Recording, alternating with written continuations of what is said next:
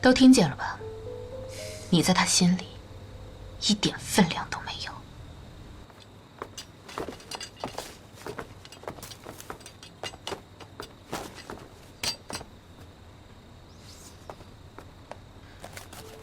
这是花园城城主府各处部署情况，到时候我先进去安排，等半个时辰，你带人与我里应外合。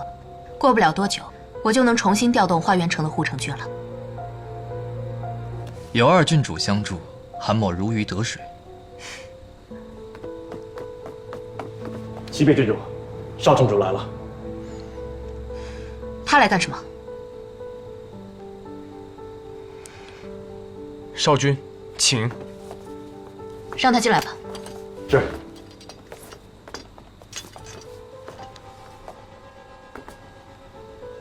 原来你是沈楚楚的人，难怪之前在威猛山屡次设计，陷害陈芊芊的性命。少城主失德，不配做花园城的主人。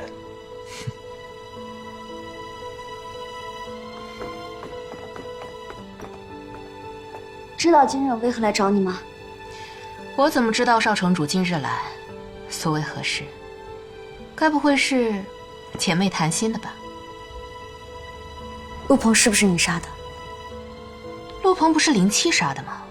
三妹亲口判了林七流放，怎么又扣到我的头上来？到底是不是你杀的？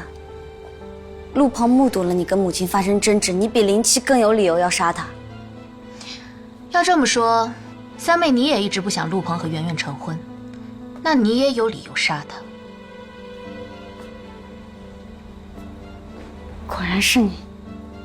三妹既然有了决断，为何还要来问我？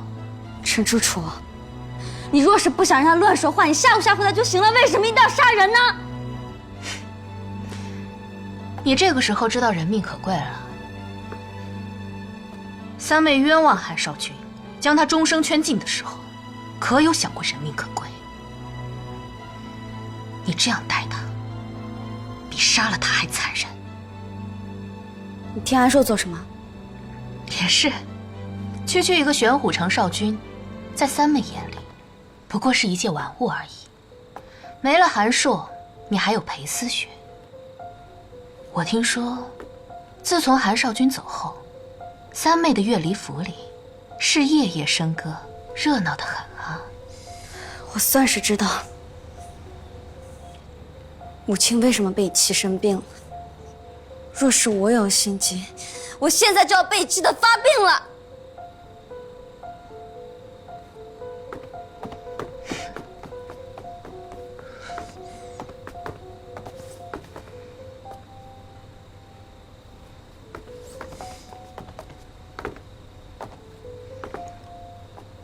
都听见了吧？你在他心里一点分量都没有。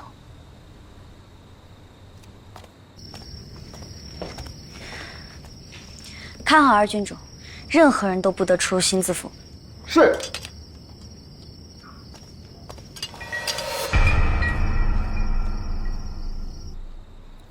安珠走了，